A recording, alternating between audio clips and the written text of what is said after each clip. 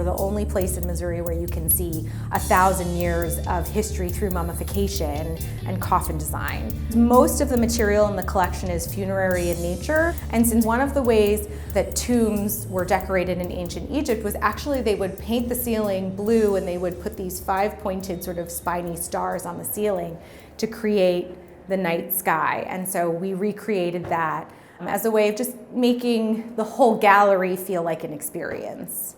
We have had the 2 mummies on loan from the Mildred Lane Kemper Museum of Art at Washington University since 2001, and they have generously extended that loan so that we can really feature 3 mummies from 3 different time periods in the new gallery. In 2014, we took all 3 mummies over to Mallinckrodt Institute of Radiology, and they got CT scans for the first time.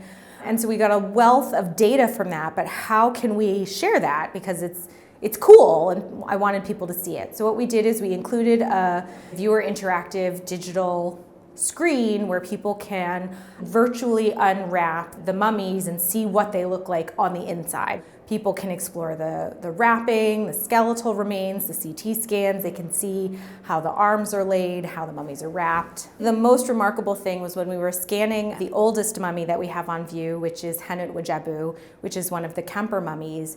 There was this sort of scatter around her head, and I was looking at it and I was like, I think those are beads.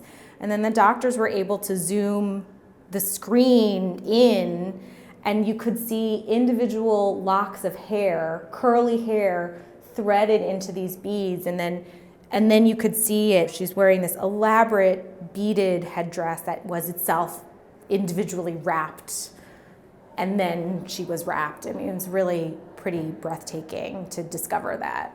And then we have another piece of technology in the gallery, which I hope will help people understand just the longevity that was ancient Egypt. Our country is 241 years old, while ancient Egypt is 3,000 years old by the time the last pharaoh dies and it gets folded into the Roman Empire.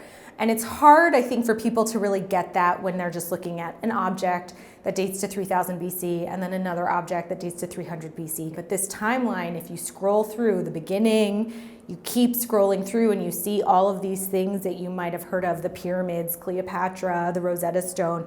You see how far apart in time they are.